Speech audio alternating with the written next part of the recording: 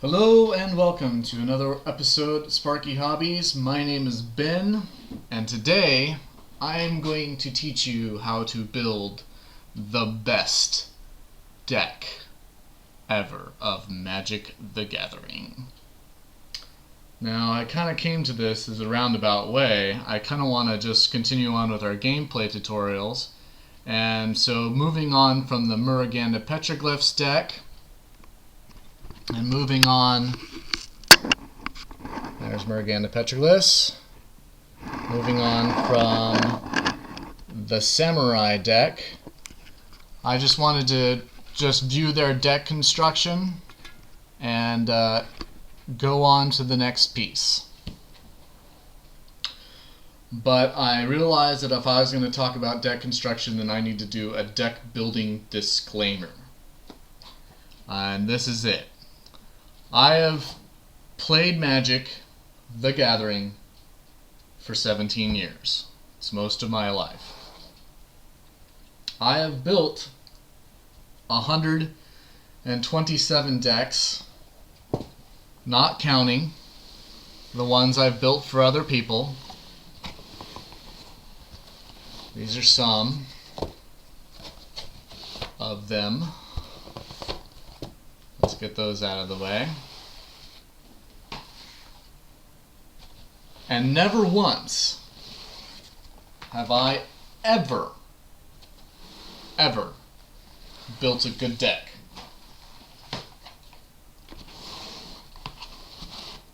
Now, this is something amazing about Magic, which is, of course, that I can play for 17 years and never build a good deck and still have fun at the game. It seems like sort of a weird thing. Except for why would I continue to build bad decks? Well, it sort of comes down to the fact that a deck has certain properties, and on one count or another, my decks fail on one count or another. Now, this is as a large result of the fact that I play multiplayer. I don't play single player. And I also, when a new set comes out, I buy one box, and one box only, and that means that sometimes I keep from getting the cards that I need to have deck consistency. Okay? So yeah, that's why I never built a good deck, and why it's not a really big deal. And but we're going to go into the properties of what makes a good deck. And so unfortunately this will be most of me talking. Alright. So what makes a deck a good deck?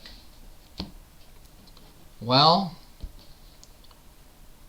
why am I getting a weird color? Let's see if I can fix that. Alright. What makes a good deck can be usually benchmarked by the fact that you can kill your opponent consistently on a regular basis. And for most purposes, a good deck can kill consistently by turn 4 or turn 5. Turn 3, turn 2 kill. Don't mind if I do.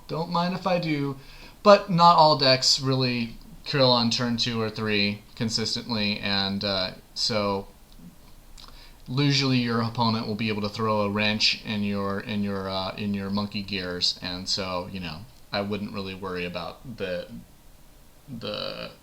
turn 2 kill. You just need to be able to turn by 4 or 5 consistently. How do you do this? Well, there are 3 major deck archetypes that I'd like to go over, and that kind of basically set the stage to what makes a good deck. One is by playing powerful creatures fasts and just rushing your opponent for damage. That's called aggro, and they're almost always creature decks, and Muraganda Petroglyphs is a creature deck, so this would be classified as an aggro creature deck. It's not a good deck. Remember, I've never built a good deck in my life. The other archetype is basically through a series of events, you win. And what this is called is a combo deck. And I have some examples for you of some combo cards. This is a very famous combo card. In fact, cards that decks that use this card are typically referred to as pebbles. There's Cocoa Pebbles, there's Fruity Pebbles, and so we'll need to read the cards in combo to understand what the card combo does. Okay, so that's an unfortunate side effect. I just can't breeze past this. The play with your hand revealed is a drawback, but the important part of Enduring Renewal is that if you would draw a card, reveal the top card of your library instead. If it's a creature card, put it in your graveyard. Otherwise, draw a card. That's actually also a drawback of the card. But the important combo piece is that whenever a creature is put into your graveyard from play, you may return it to your hand. So you can recursively get creatures from the graveyard, put into your graveyard, back into your hand. And it just so happens that this card will do that. This is a very bad card. But it works for this example. Whenever Moon Mirror Vessel is put into a graveyard from play, I add 1 mana to my mana pool. So what this allows me to do is, once I get it into play, if I have a way of getting rid of it, it'll go to the graveyard, it'll go back to my hand, and I will be able to play it again for its 1 converted mana cost because it gave me 1 mana card. So all I need is basically 2 things: a way to kill Mirror Moon Vessel repeatedly, and a way to kill my opponent. And it just so happens that the 3rd card of the combo allows me to do both. Altar of Dementia. Sacrifice a creature, namely Mirror Moon Vessel, and target player puts that number of cards equal to creature's power, which is 1, from their library into their graveyard. So what this allows me to do is basically get rid of my opponent's deck, because I sacrifice Mirror Moon Vessel using Altar of Dementia. It goes back into my hand. It gets me 1 mana and goes back into my hand with Enduring Renewal. I use the 1 mana that Mirror Moon Vessel got me when it went to the graveyard to play it again, and I rinse and repeat. And that is what a combo deck does, and these are basically combo cards. Okay, so that's through a series of events, I win. Now there is another kind of example of usually what a combo card is, which Trinket Mage is a really good example of that. And when Trinket Mage enters the battlefield, comes into play, you may search your library for an artifact card with converted mana cost 1 or less, reveal that card, and put it into your hand. Now, we haven't really talked about converted mana cost, but it's basically when you add up the symbol, the color requirement, and the additional cost of the card, and you basically state a number. So this card has 1 blue mana and 2 of any color, so it's going to cost a total of 3 mana. One of it has to be blue, but it's a 3 converted mana cost card. But what this would allow me to do, I don't play blue in this particular deck, my Moon Pebbles deck, but it would allow me to go get Mirror Moon Vessel if this is the card that I needed. So Trinket Mage is often a card that you'll see in combo-like decks. You'll also see it in Control and some other things. And that leads us basically to the next way to consistently kill your opponent by turn 4 or 5.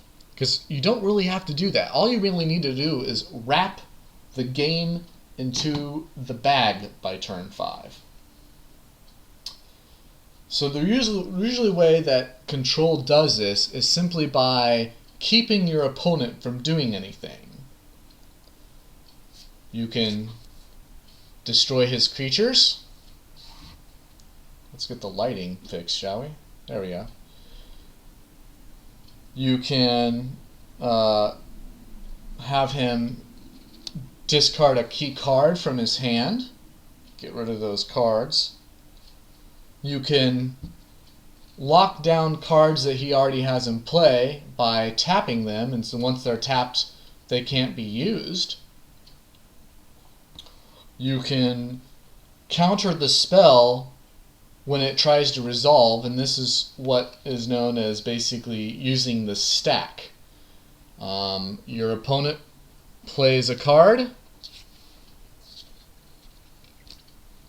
and he says, I am playing this card, Tumble Magnet, and your opponent says, no, I don't think so. When it's on the stack and waiting to resolve, I will counter target spell. Because until it resolves, this artifact is still a spell. Once it resolves, it'll become a permanent. So that's a way to keep your opponent from doing something. I don't have any examples of permanent lockdown, unfortunately. But it would be cards like Stasis, Winter Orb, Portcullis, things like that. And another really easy way, of course, is to destroy creatures. This is an example of a white card that destroys creatures. And this one destroys all of it, so it's referred to usually as a Wrath effect, after a famous card called Wrath of God. So a Wrath effect is basically magic vocab. It's terminology, geek speak. This card is an example of a card that does two things at once. It'll destroy one of your opponent's cards and get rid of maybe a key opponent's cards, and also it'll act as a creature and can attack and win that way. So there is bleed over between these three archetypes, between aggro, combo, and control. You have your aggro decks, you have your combo decks, and your control decks, and there's plenty of bleed over through. So now that we covered the basic types of decks, I'm going to go ahead and end this video at 12 minutes and go get myself a drink of water because I've been talking for 12 minutes straight. I apologize about the length, but if I'm going to have you build the best deck ever, you know, we got to cover some major parts. And so we've covered some cards in aggro. Let's go ahead and cover a few more cards in aggro. I have these set aside. Again, this is a very aggressive creature. You want to basically be attacking with it and other cards. In Battle Cry, that's the new mechanic in Besiege. Whenever it attacks, other attacking creatures get +1/+0, so you want to be attacking with as many things as possible. This gives a large bonus to other elves if you need to rush, and this would also be an example of an aggro card, where creatures get a bonus.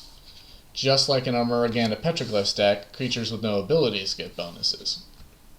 Alright, so good. I covered that. Looking at my cards over here. Okay, so I will see you next time, and we will continue on how to build the best deck ever.